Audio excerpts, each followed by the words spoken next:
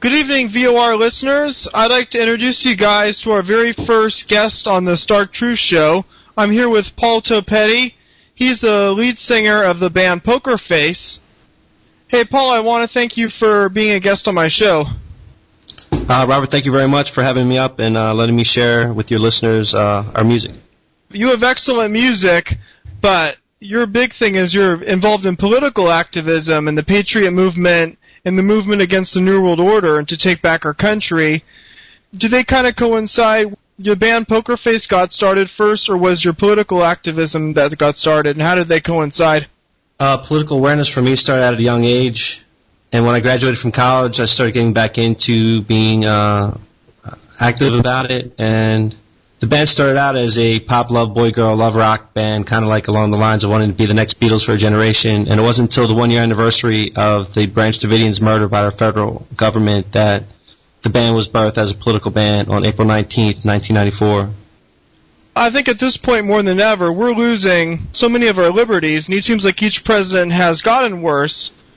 And I know your band has played a growing role in this new Patriot movement. What do you see as the most pressing issues facing our country? I guess maintaining our two most basic rights, that of free speech and the right to keep and bear arms. And right now they are attacking the militias, so I think that's a very pressing need right now. So if you want to address it later on, we can talk all about it. So I'd like to get started. I'd like to play one of your songs. This song is called I'd Rather Die Than Be a Slave.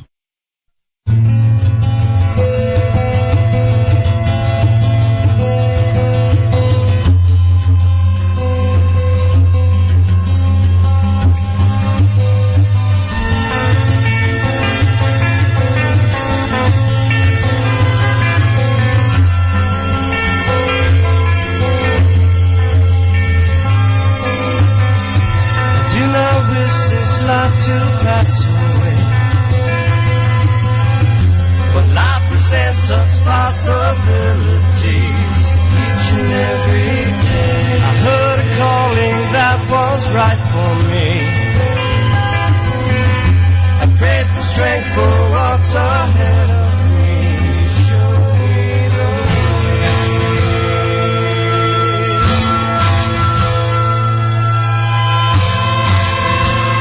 show me the way. The sun was high and burnt the night away. Who stood before me was my enemy. Don't tread on me. He's come to take away my liberties. I'd rather die than be a slave to thee. Don't treat me this way.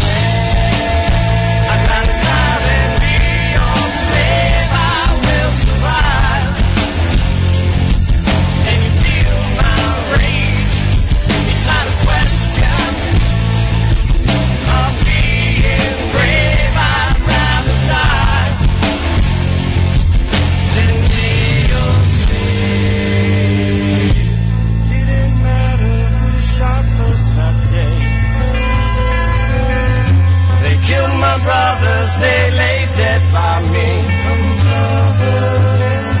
We hit them hard, we made them pay that day. We hung the traitors from the highest trees. Mercy come.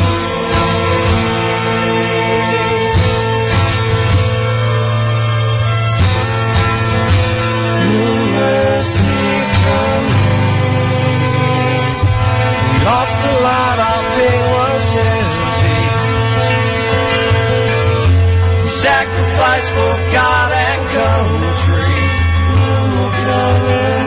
Still held the ground that was in front of me. This was the price to pay for liberty. Still you hear me say, I'd rather die than be your slave. I will survive.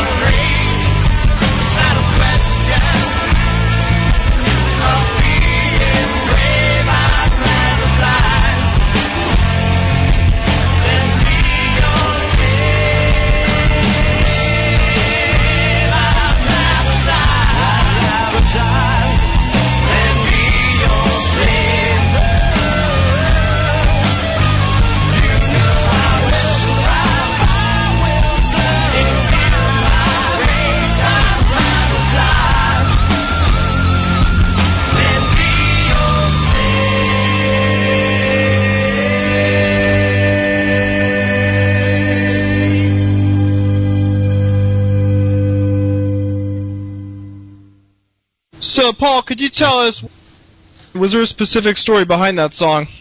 About a year before Mel started filming The Patriot, we got word that he was doing the movie Period Piece. So he started writing a song called I'd Rather Die Than Be Your Slave, kind of along the lines of, Patrick Henry's speech. And it turned into the song that, has become one of the favorites within the freedom-loving community of America, especially the ones that love the ideals of our forefathers and what birthed this country. So the song basically tells the story of the Patriot. We didn't know how well it was going to be until we actually saw clips put to the song. If you ever see that video that we have, it's pretty moving, and it's incredible that, not having read the script, the lyrics of the song go so well with it. So I hope Mel, gets to see the movie one day, or see the actual video from us, because... Absolutely. But I know was the story behind it. I think Mel's a patriot, but he just is under so much pressure. I mean, you know the climate it is to be in Hollywood. Sure. I mean, and the type of people that are in Hollywood are not necessarily the friends of this country or friends of liberty. A footnote to that, we did get to meet up with Hutton Gibson, which was his dad, in 2003 at the Barnes Review Convention, and we did hook him up with 2 copies of it, hoping that one of Mel's kids would be over at Grandpa's house checking out the videos and be like, "Hey, Dad, did you check this one out?" So we're still waiting for that call, Yeah. I know Hutton, his dad Hutton, he's been very outspoken. He's a really outspoken patriot. He was a big Ron Paul supporter. He's been very outspoken against the New World Order and all sorts of stuff. Well, I think Mel Gibson's a great guy, too. But we all know that incident where he got drunk and made those comments about the Jew. Well, I have to admit it, but what he said was kind of true. It was true. I mean, but the thing is, it seems like it was more of a setup because his bodyguard was an Israeli. Yeah. And sheriff departments don't necessarily are the ones that arrest you for drunken driving. Okay, they're usually there to enforce search warrants and going into people's houses and serving people subpoenas and things like that. But it just seemed like the whole timing of the thing, and that TMZ got a hold of it right away. For me, that was a setup for Mel Gibson doing the Jesus film, Passion of Christ, and they weren't very happy that he made like $1 billion on it. And there's nothing really. I mean, the story was the story of the gospel. But basically, by attacking that movie, they consider the gospel to be anti-Semitic.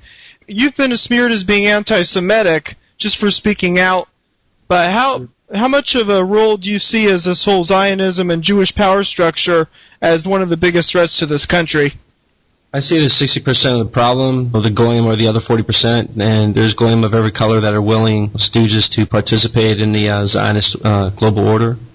It's a supremacist ideology where you and I are looked upon as chattel, no better than useless eaters. They make films like Logan's Run to let us know that they see our economic viability end at the age of 30, and we need to go electrocute ourselves off the face of the planet. There's Georgia Guidestones that just celebrated its 30th anniversary of dedication, the same day that Abomination signed the Obama Death Care, and I think it was also like the spring solstice or something was going on then. But these people are very very religious, just not into spirituality like we are. We love God, country, family. We love Christ, and they don't. My favorite verse is John 8:33 to 44 in the New Testament. And if they want to call pro-American attitude as being anti-Semites, then I'll do what's best for my country every time. So the thing is, they're the real supremacists. They want to be an elite that rules over other people. But it shows you how affecting brainwashing is, because they control the media. They brainwash so many people that if you oppose them, that we're somehow bigots, we're somehow the bad guys or the racists, but they're the real supremacists. The best we can do is keep exposing them, because what they're doing is pure evil. They want to enslave humanity, but they're starting with America, because America's long been the beacon of freedom, and their first step is to take away the rights of Americans, and to take away our right to free speech. Because they're being exposed. I mean, a lot of people get pessimistic, but they are being exposed, and that's why they're trying to put in all these type of hate speech and thought crime laws like they have in Europe and Canada.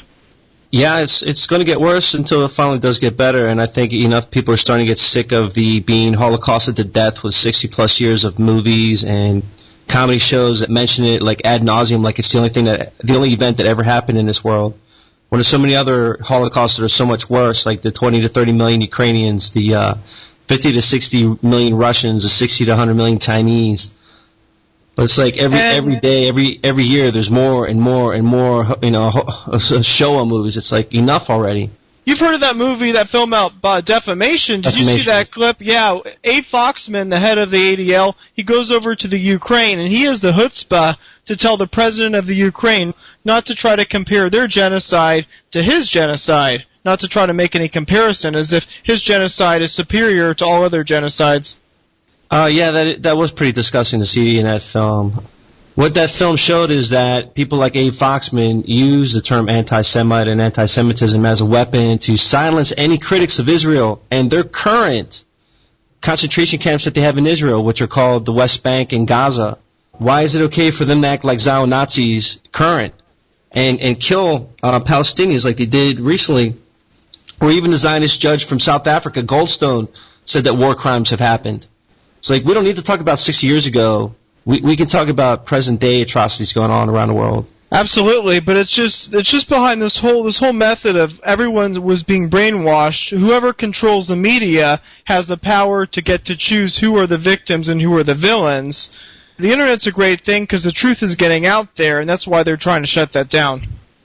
Yeah, and just for those that want to watch the movie Defamation, it's made by Israeli director Yoav, Y-O-A-V, Shamir, S-H-A-M-I-R. It's an excellent movie. It shows that the word anti-Semite is overly used. It's abused. And this whole Holocaust stuff for the Israelis and American Jews is a death cult. And this is something said by the people that they're filming. This isn't Paul's words. Paul's just relaying it. And, in today's modern day and age, if you repeat what somebody else says, well, you're the hater. It's like, no, I'm just trying to post the truth that you may not want to read because you are programmed. If Jewish people want to be loyal, if they want to be equals as Americans, and if they want to be loyal to the Constitution and to our nation, then I don't really have any problem with Jews. So I'm not an anti-Semite in that sense. But we do have to expose Jewish supremacism. I can't say what percentage of Jews are doing this or what percentage of Jews are bad, but I just look at all the Jews that are in positions of power in the U.S. Senate and in the media, and I look at their agenda. They're hardcore supremacists. They're supporting Israel, which is an apartheid state. They're getting Americans killed. Our support for Israel is getting Americans killed in the Middle East. It's causing terrorism against us. Then on top of that, they're trying to take away our rights. They're putting in a police state. They're using things like multiculturalism to try to weaken our sovereignty. So they're the real supremacists. And we're not anti-Semitic. We're anti-supremacists. Yeah, we are anti-supremacists, and the thing that kills me is, like, one of my best friends is a Weinstein, and he goes to, like, at least half of our gigs, if not more, and he's come in with me on a couple interviews when the mainstream press is trying to vilify us as anti-Semites, and it's like when he walks in with me, you can't help but notice that he's an Ashkenazi Khazar, okay? So they're like they're doing a double take, like, wait a minute, he's supposed to be an anti-Semite, but here he is with a Semite. So it's like, it doesn't make sense. You have Mexican heritage, but I know you've been smeared as being a racist for being opposed to all this massive immigration, especially illegal immigration. Look, brother, if you're white and to the right, the left, and the communists in this country look at you as a hater, as a racist, or their new love term for us, the Hatriots. Yeah. Who's that? Was that Mark Potok? Mark Potok and this other guy, John Avalon. Who coined that term, the Hatriots? I don't know, man. But what it is the only tool that they have is the divide and conquer, and the only other thing that they use is this thing called racism. But their brain is so much to death that's like Peter crying wolf so many times, and everybody looks like, what?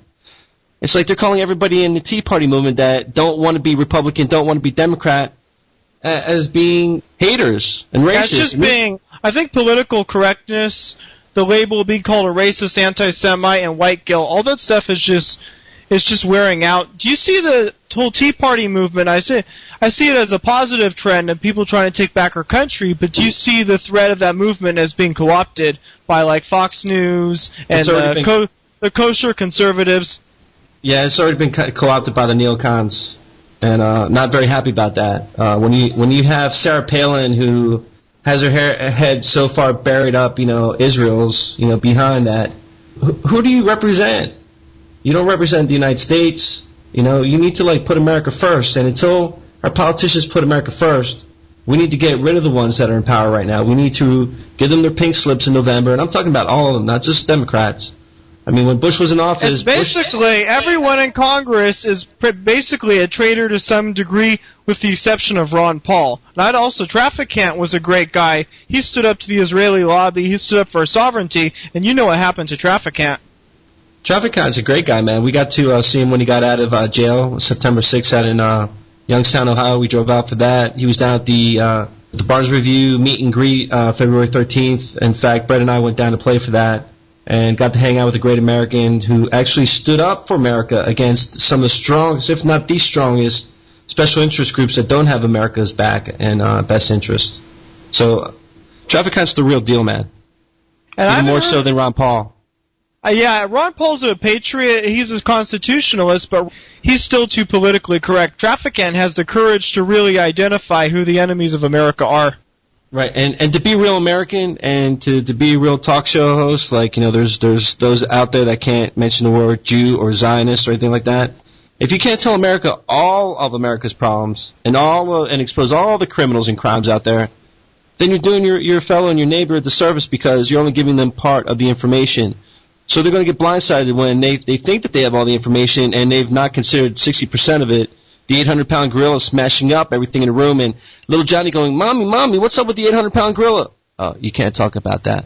And there's all this, within the Patriot movement, I think there's a lot of false information going around. Like, Alex Jones is going around saying, oh, it's the Nazis who control everything, and then the Arabs control the media, and we just have, there's so much yeah, there's just all this misinformation poisoning the Patriot movement. It's silly, but I think that's very dangerous. Well, I got to tell you, man, I was at the March 6th, we got to play at the Treason in America Conference down in Valley Forge, which is a very historic place here in Pennsylvania. For us, the birthplace of America. And the guy that was the moderator was John Gold, who was, you know, a Jew. And one of the guys that they had on the panel who wrote a book about Bush, Russ something, another Jew. So when somebody in the audience asked about Israel's involvement in 9/11, the Jew on the panel goes like, I can't go down this line of thinking. This I don't feel comfortable with this. I'm not going to participate in this. So the Jew moderator basically, you know, says like, well, we're not going to take these kind of questions right now. You know, next.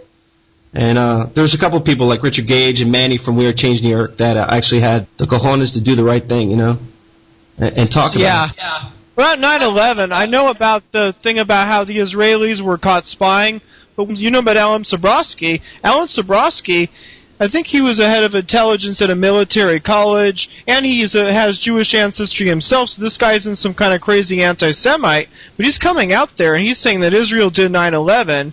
What did you see as like the solid evidence that Israel had a role in 9/11? Where do you want to start, man?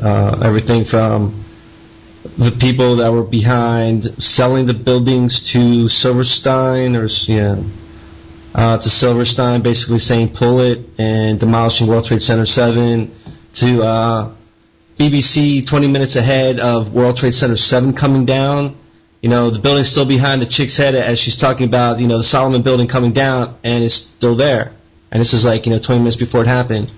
You had the dancing Israelis jumping on top of the building where they mixed together the bomb in 1993's attack of the World Trade Center, if you remember that, to the point where we have the bomb threat that was not bomb threat, it was more like a bomb warning, where the night before my telephone company got in the voicemail box that there would be an attack somewhere. The voice goes, "Don't be in the building. There'll be a bomb between 12 and 2. Get out of the building." And the FBI came into my company's office and took a copy of it off of our server. And it was off by 20 minutes. The bomb went off at 12 o'clock. But the bomb was mixed in the same place where these 5 dancing Israelis were caught jumping up and down. It happened to be the Urban Moving Systems building, okay, which leads back to Mossad. So it's like you have to start asking yourself the questions like, how deeply involved were they? Or were they the ones actually pulling it off? We've started to see videos of Israelis being inside the World Trade Center basically planting stuff, man, like charges, bombs, who knows, man. But it just seemed like too many coincidences, and, the 19 Arabs can't get the military to stand down, especially the Air Force. But dual loyalists can, like Myers. The Israeli lobby has a powerful stranglehold over our government, Because as we were talking about earlier, it's wealthy Jews in America who have dual loyalty to Israel. They have a tremendous amount of power, but even within, they're infiltrating the Patriot movement, because you know about the movie Loose Change. Mark Cuban he's a Hollywood Jew, and he's making this film, Loose Change, saying that Bush did 9/11. It's distracting from the real story. So it's all this disinformation and controlled opposition. Well, you know what kills me is that when they show you the members of PNAC, the only ones that they circled were the white guys, man. But most of the people on the list were dual loyalist Jews, man. Come on, what's up with that?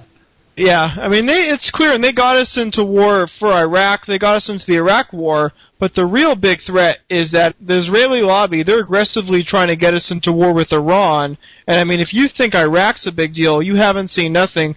Because if Iran, they can shut down the Strait of Hormuz, and the whole world's economy collapses. Yeah, and people should be concerned about that. The Israelis are going insane, man. You know, why is it okay for them to have 400 nukes and never sign the nuclear proliferation treaty, but yet, you know, Iran, I believe, has signed a nuclear proliferation treaty, has allowed inspectors into Well, maybe if Iran gets their Holocaust, they'll be able to do whatever they want. Yeah, no, they still don't have the media, buddy. Yeah. It's sad, man. We're in crazy days right now, but I wouldn't want to be alive at any other time than what's going on right now. Just what's going on in our own lives with the band and what's going on with the national scene with Hutari. Just seeing like how crazy the Department of Homeland Security never existed until what, 9/11. Well, the event 9/11 created so much of the police state, so you have to start wondering, you know, who benefited from it? You know, cui bono? You got to go back to like, you know, follow the money. So did we, the free, benefit from this debacle of 9/11? No. Did the Arabs? No. There's like anywhere from 500,000 to 1.5 million dead. But you start thinking about Israel. Well, yeah, we went into Iraq, we went into Afghanistan, now we're screwing around in Pakistan. I think we just did something in Yemen because of the anti-bomber. Yeah, it's Israel. Israel wants us to protect them in the Middle East and take out their enemies. I think it's the government. I mean, the elite in this country is heavily Jewish, and if you look throughout their history, they're scared to death of a revolution against them because they know what's happened throughout history. That's why they're aggressively trying to put in a police state. That's what they use 9/11 and all this stuff as a precedent. I haven't looked at the specific details, but do you know what's going on with that new police state bill, the McCain-Lieberman bill? I've heard nothing good about it, but I haven't really read it to give you like an authoritative position on it. But what I have heard, you know, indefinite detentions just because they feel like putting you in jail without any crime involved, or it's insane. This isn't America that I was born into, but it's not. The America that I'm fighting for is the one that our forefathers started, and my blood's been here since 1738 on my mom's side, and I take that very seriously, man. I was raised a little American kid from the as far back as I can remember, and I won't let it go. They taught the wrong kid that he had freedoms, man. So Paul, you've been really outspoken about free speech, but not just in America, but in other parts of the world, because a lot of people say, oh, I don't care about free speech in Europe. But I mean, these type of laws, these thought crime laws, like about like putting people in prison who question parts of the Holocaust in Europe, these type of laws are going to spread to the United States because we have these same organizations that are promoting it. So can you tell us about have you been speaking out against what's happening in Europe? Well, yeah. Right now, I and the bandmates won't go to Europe because we are outspoken on the Holocaust issue because it's the one issue that if you don't agree with it, you go to jail. It's like, I'm not demanding that Jews go to jail because they don't believe in Christ. Okay, so why is it okay to have a double standard? If I question anything about the show, then they give me, crap about it. But they can pick apart Christ's death to the point like did he even exist, and that's not supposed to offend us.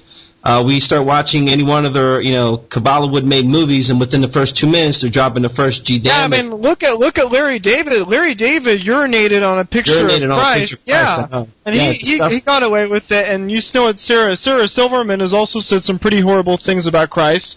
But if you tell the truth, look, I want to start a radio show called "Truth is the New Hate," and just go from there, because that's what it is. People can't stand the light of the truth. All right, you start talking about it. Then you start to find out all the devils and the demons out there that don't want you to expose their little pet cult crimes.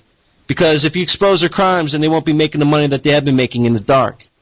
And what this band's about is exposing equal opportunity, opportunities of exposing all criminals. It doesn't matter what race you are. But what happens after a while is you start to find out that certain groups of people are more apt or prone to commit certain crimes against humanity.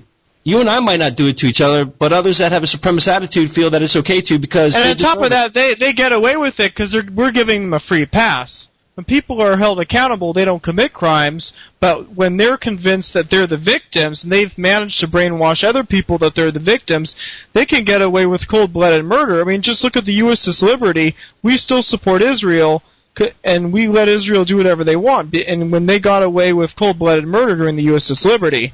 That's just one of many atrocities that Israel has done to the world, not just ourselves, okay? The Levant Affair was another one.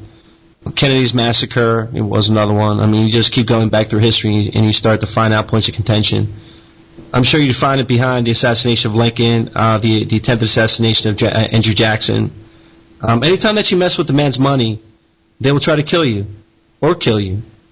So, people like Traficant, when he put the onus on the IRS to prove that you're guilty, not, that you had to prove yourself innocent and spend tens of thousands of dollars, well, James Traficant, messed with the man's money by passing that 1998 Taxpayer Bill of Rights. And he went to jail for 7 years. For what? For doing what he was sent there to do, and that was do what was best for the people of America. Not what was best for the bankers, not what was best for Israel, but for America. And I'm looking for more people out there that have the strength to do what's best for this country and stop kowtowing to, special interest groups, especially like, groups like AIPAC, like the ADL, like the Southern Perverted Law Center. They got to go, man. They need to be the ones exposed. They need to be the ones that are taken down because they're the ones stirring up and fomenting revolution amongst us. They're the ones that are dividing and conquering us and keeping us apart instead of allowing us to talk to each other. Because when people don't talk, then attitudes build until they explode on the street. And we're trying to make sure that day never happens. But we're also preparing for if that day does come. And as Americans, we're allowed to and expected to. That's what little independent beings do. They do what's best for their families, they do what's best for their communities, and they act on it. They don't just daydream it away and get entertained to death like, most of the multitudes out there. Yeah, I mean, you're absolutely right. A lot of people, they blame the politicians, but I think the American people have to put some of the blame on themselves because we're just caught up in this whole entertainment culture, and we're in our cushy lives watching TV all day, and watching the Talmudavision and all their junk, and we're allowing this to happen, so we're as much to blame as the politicians are. True that, brother. We keep saying, like, people need to unplug themselves from the Matrix because, all they are is little tax slaves instead of being like little energy battery slaves for the mechanical beast that's in that movie. But, yeah, that'd be a beautiful thing. It's just like, stop paying all taxes, everybody, immediately, and see how quickly, the system of theirs collapses. We're all about teaching people how to get off the grid and learn how to live with the way, Father wants us to live. And that's to be independent, and that's to use the farmer as the economic vehicle of the local community as he once was, instead of being starved off the land by a hydrocarbon dealer, a death dealer, the oil dealers. Whatever you can make out of a carbohydrate, which is life, well, they make it out of the hydrocarbon. And our government makes sure to protect their monopolistic market share. The mainstream conservative side, they say it's all about the government, but it's not just the government. We don't just have to become self-sufficient from the government. We have to become self-sufficient from the big corporations and big bankers as well. What was that event called where it was about immigration? I forget the name, but you gave a speech about immigration and globalization. You were talking about your trip to Mexico and how globalization is how much of an effect it has there, like how the Chinese goods are pouring in. And you were saying, it's interesting, you were saying how the Chinese are starting to take over Mexico. Now they're putting together a boycott against Chinese goods. Well, the average Mexican is, and but the globalists within Mexico are allowing the Chinese to come into the ports like Veracruz and dig trenches deeper so their big boats can come there, offload all their cheap, low-guy slave-made goods, and then use the NAFTA superhighways that they're trying to shove down our throats, especially starting in Texas, to bring all these goods into America. America needs to produce what it needs, and if we can't make something ourselves, then we look to import it. We need to bring back the tariffs to equalize the labor costs that we pay out in regulations and things like the EPA and OSHA It's incredible that, our manufacturing base has been decimated by the corrupt politicians that have allowed these illegal trade laws to circumvent our Constitution, where now trade treaties are more important than what the Constitution says. And we know it's not that case, but we don't have strong political leaders that want to do the American thing. They've, hoard themselves out to the globalists, and, they're there because they do their bidding. Again, we need to find Americans to run for their jobs that want America first. The root of the problem is that we're not putting America first. So we have to talk about some solutions, because it's this globalism, multiculturalism. A lot of people complain about how China is surpassing us in power, but I mean, we can't really complain about China because they put their own people first, and we can complain about Israel, as bad as Israel is too. They put their people first as well. The reason America, we were the greatest country in the world, but we're falling, is because the root of the problem is we don't look out for our own national interests. But I don't know what the root of this, what makes America so different than these other countries where we're not putting our interests first. I have some new lyrics to a song called Living in the Land of Pinocchio. Because if you remember that story, the kids get to go to Pinocchio Land where, they turn into asses because they're being entertained to death. They're not paying attention to what's going on around them. So until America unplugs from the soma coma and stops being drugged up and dumbing down, then we're going to see this country fall into an abyss, and I don't know, it's going to get ugly before it gets better. And I've said this before in a number of shows. Things have to get really bad very soon for people to wake up. I think that's the only option, because it's like the frog. It's the frog in the boiling pan theory. If things get bad slowly, then we're screwed. I think things will have to get really bad soon for people to truly wake up, because people are still too comfortable to really do something about it. Well, that's the point, Robert. We keep saying that America's not ready for poker face yet, but they will be as soon as more of them lose their jobs and lose their homes. Then when they're hungry for the real truth and there's no more BS to deal with the mainstream lies on TV, then the things that we've been talking about since 1994 will start to penetrate their skulls, and then maybe they'll start to listen and start doing what they can to change their situation. And we can change our situation, but we have to stop beating up on each other, okay? Solution for us is the 80% solution. You set aside 0 to 20%, and I set aside 0 to 20% of our hardcore beliefs that we may never agree upon, because the other 80%, we're all getting screwed by the same mechanism. So let's come together. Let's vanquish that same beast that we have a problem with, and let's see if that 0 to 20% even bothers us anymore. Okay, so we need communication going between all Americans with no hyphens. Yeah, we have to look behind. I mean, I have my personal views about the social issues, but we do have to look. There's the left and we're divided between the whole left-right paradigm, which I think is a total fraud, only used to divide us. But let's look at some common grounds. I think for starters, most Americans from the far left to the far right, I think, are strongly appalled by these corporate bailouts and these bailouts to Wall Street, which is basically the reverse redistribution of wealth.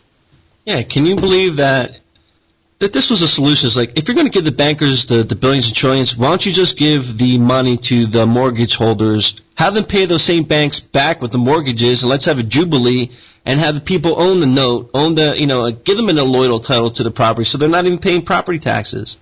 Okay, the bankers will still get their money, but now the people own the property that they're sitting on. But no, they didn't give the people that. What did they do? They took the people's money and rewarded the ones that did the predatory lending to begin with. And I keep telling people, we're not anywhere near recovery, because we still have two big bubbles to burst, and that's the credit card market and the derivatives market. And derivatives market's going to destroy the whole world economy like we've never seen before.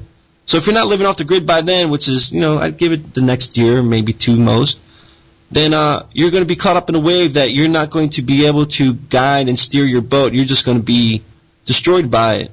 And the people that I love, hopefully they've listened well enough that we can step aside of the wave while, everybody else's life is convoluted and not understanding why and the forces behind or the mechanisms behind why the life is going crazy.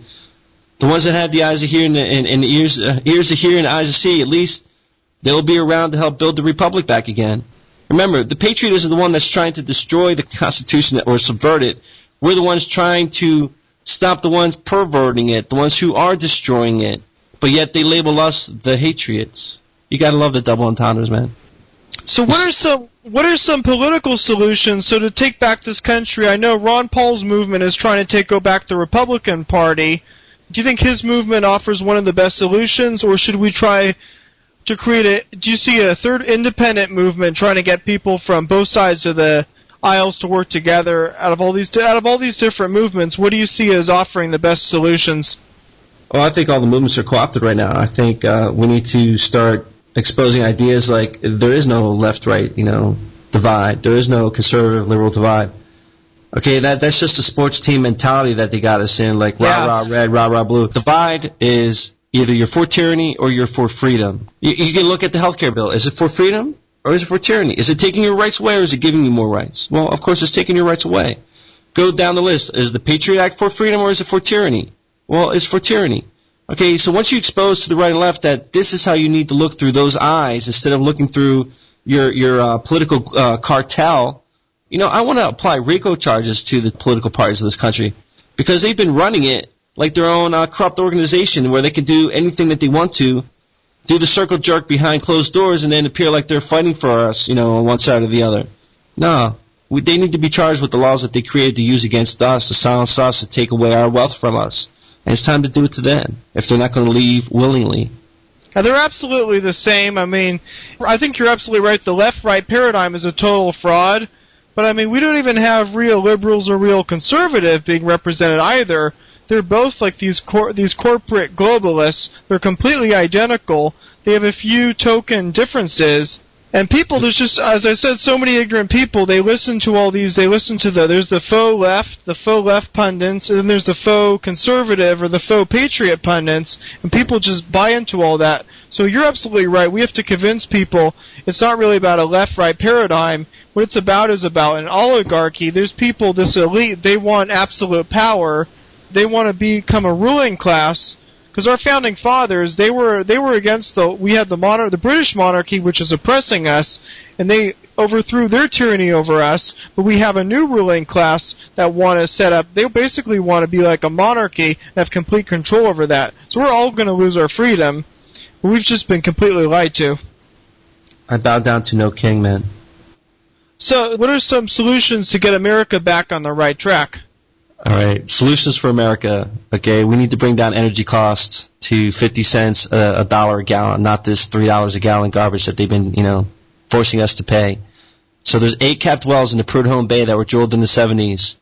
There's supposed to be 3 pipelines coming out of the North Alaskan coast. Only 1 was built. There's 2 more there that need to be built. Those are instant jobs, bringing in much-needed cheap oil that is a larger find than all of Saudi Arabia. Okay, so we should be paying 3. We should be paying 50 cents to a dollar. Imagine if you had your energy costs down to 50 cents. How much it would have cost you to heat your home this past winter when they were raping you with the electric charges going up? So you have jobs, you have energy coming down. At least enough time until we start using the technology that Stanley Myers created by finding the frequency harmonic to break water apart into its basic elements of oxygen and hydrogen so that you can run your car off of. There's a Japanese car company right now that is actually doing that. So if you can build if you can build an engine to run your car, well, you can build an engine to run your electricity in your house, to run the lights in your grow room so you can grow your own fresh produce as much as you need, as much as you have to eat.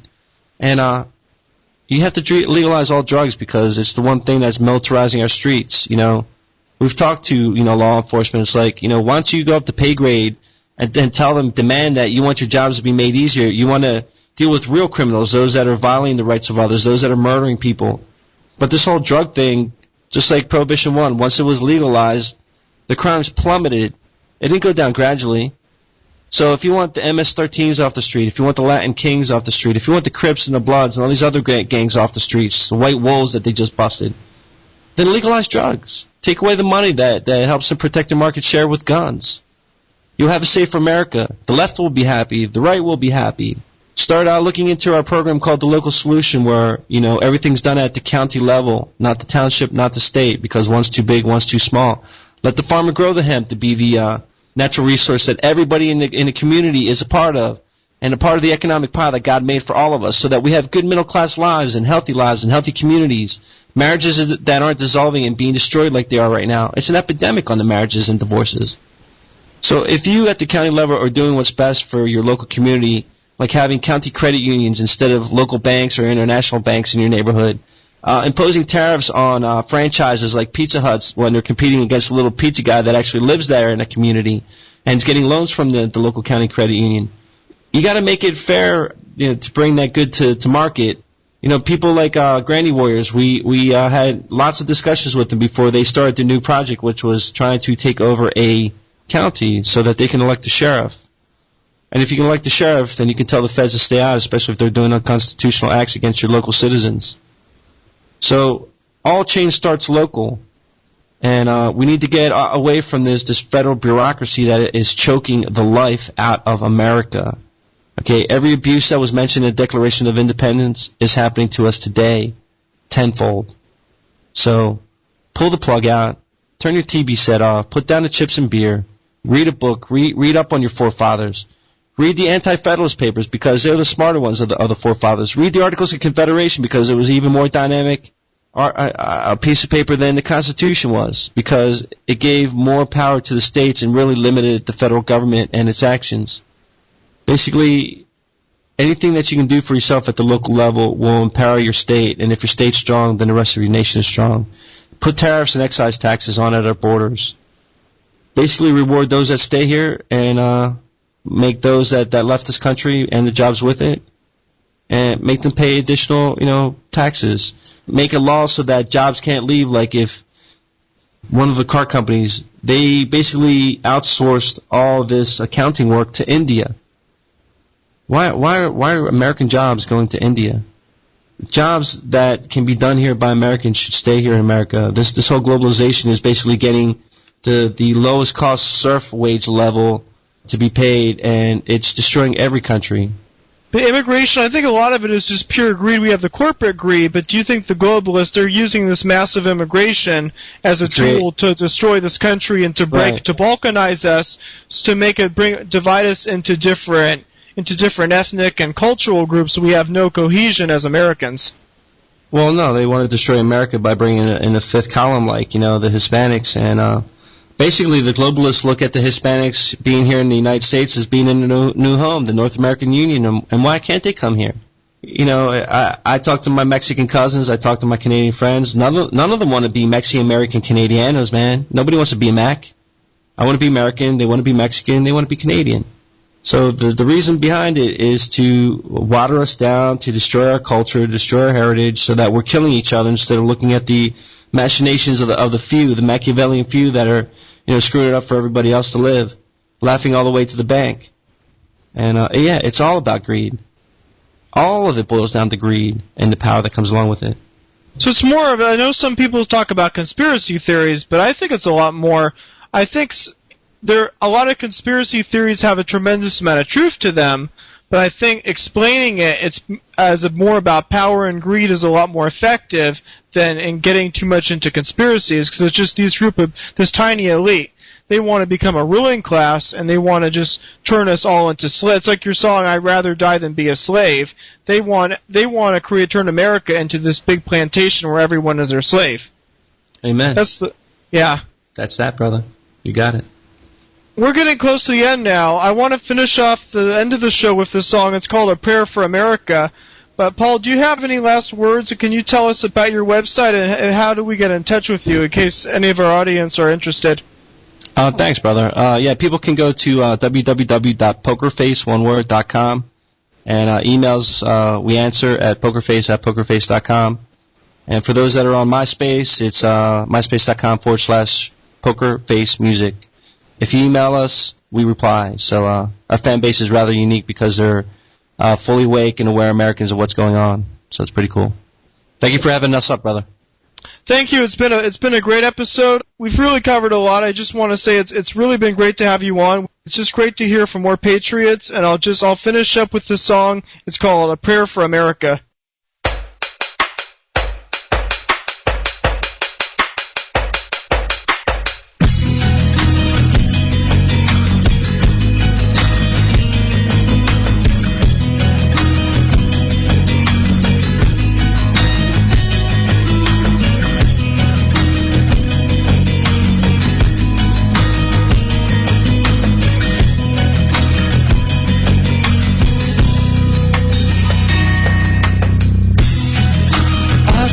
for my country,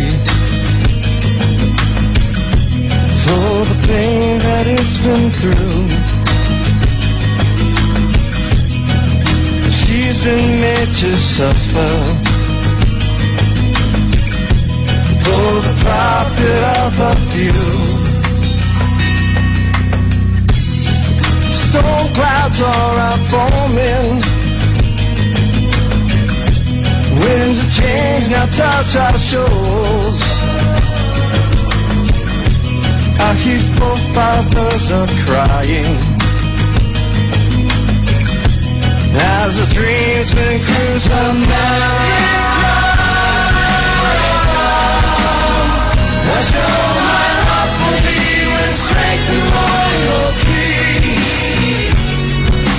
America, I show my love for you in all that I do. All that I do.